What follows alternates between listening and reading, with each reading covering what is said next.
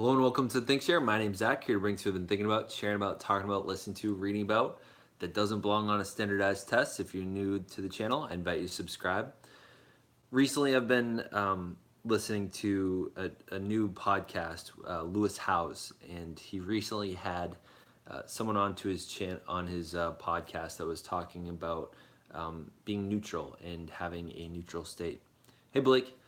And one of the valuable things that he really was talking about, hello, Eden, hey, Dewey, was that he was saying when you're able to be neutral in any state, like whenever there's one of those points in time when you're really sort of charged, when you're emotional, when you're really not, you're not necessarily in a stable state, he said one of the sort of mantras that he would say to himself is, I am the king, I'm the master of neutrality here. I'm the king of neutrality.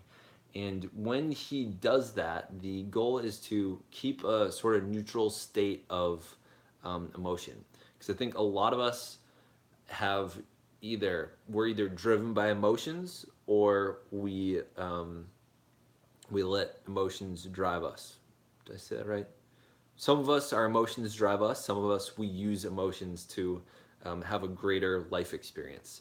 And I think people that are driven by their emotions rather than somewhat controlling them and being aware of them, is they end up having these experiences where they end up in situations they don't want to. You know, they get angry and they punch a wall, or they get angry and they do something illegal and get in trouble for it, or they get frustrated, or something bad happens. Hey, Paul, you know, when we're not able to manage our emotions in such a way that we're able to stay neutral, that's when a lot of negative things in our lives sort of happen.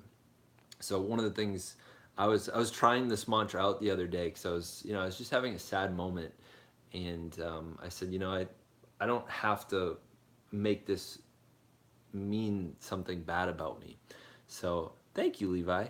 One of the things that often happens as humans, I learned this in the Landmark Forum, was that things happen and then we make up stories about what happened rather than considering the objective reality of what happened. Maybe it's someone said something specific and you made it mean something more than that. Thank you as well, Dev. One of the things that I think always happen to us, probably on a daily basis, is people say things not intentionally to hurt us, but oftentimes they do, because the way we hear them is like, oh, that was sarcastic and that was not genuine, or oh, that person was trying to be mean to me.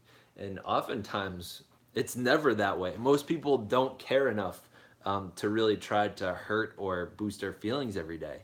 And there's what we can choose to do is hear exactly what they said and choose whether to be objective about it and neutral about it, or we can choose to be empowered about it, or we can choose to be, upset about it. So one of the things I really recommend for people that are working on dealing with emotions that are really overpowering is to find a mantra that works for you. So a mantra is sort of a phrase that you repeat to yourself, and the goal of it is to sort of bring you to like a state of like, I don't know, I guess a state of neutrality, but one of those states where, would you apply this mantra to everything? It could, like positive and negative statements. I know when I'm like in a really positive mood, I'm not necessarily trying to get myself to a neutral spot, versus oftentimes when something happens and I start, spiraling downwards, like, someone could say, you could literally have a student say, well, that was a very interesting class today.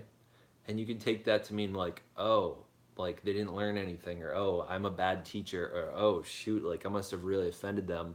And that can turn into, oh my god, I'm a horrible teacher. This happened again last week, when in reality that's not even 20% of the time.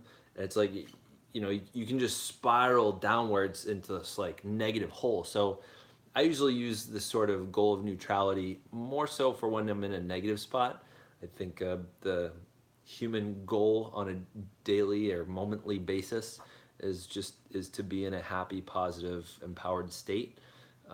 So you could use that, especially if you know you're someone that gets like overexcited about something. Like I know there have been some opportunities in my recent past that I've gotten super excited about, and I've said to myself, okay, all right, let's be careful. Like, let's not get overexcited because then I might overdo the expectations on what could happen next, and then I might be disappointed. So, again, it's sort of the goal is neutrality so that you don't go into a negative state. Because I think I think it's not a good or a bad thing that we're always trying to be happy, but I think we like endorphins, we like serotonin, we like dopamine, and those are all the chemicals being released from our brain whenever we're happy. um, and sometimes we have to indulge in our negative feelings, and we gotta have a good cry sometimes, or we gotta recently something sad happened to me, and I said to myself, I haven't really given myself permission to be sad yet, but I'm due for a good cry soon. And I think that when we can look at sadness as an emotion that is good to be released, um, we can be okay with crying, or we can be okay with feeling those negative emotions. Like um, in recent days when I've talked with Alicia, I just said, I'm kind of sad, and she's like, it's okay to be sad. And I think she knows that I'm always trying to be really positive, and I'm forcing myself sometimes to be neutral, but in that pursuit, sometimes I neglect allowing myself to be human and just be sad. I think if we don't allow ourselves to be sad, or experience those emotions, and we become a little bit robotic, and that gets dangerous because then you lose your lovability as a human. I hope that made sense. But I wanted to just do a quick message. I really ought to go to bed. It's a little past 11 here. Um, but that's what I was thinking about today. I'm looking forward to the end of the week. This is our last week at school. We have finals this week, and I look forward to working a lot more on a lot of the sort of creative things I want to do. Makes sense. Thank you for clarifying. You're welcome. Thank you for asking, Blaze. Yeah, so I'm looking forward to doing some more fun, artistic, creative endeavors in the near future, rather than sort of just the nightly live streaming. Although I think I will keep this up throughout the summer, even on days that I do upload. So thank you for watching. If you enjoyed this, or you think someone might enjoy or appreciate or gain something from this, share it with them. I This topic reminds me of personality tests I once took called the 16 personalities. It was very accurate, really. It reminds me of the Myers-Briggs or something. Good luck on finals. Thank you, Levi. Thank you for watching. If you like this, give it a like. If you dislike this, give it a dislike. Thank you, and stay weird, humans. Yoink!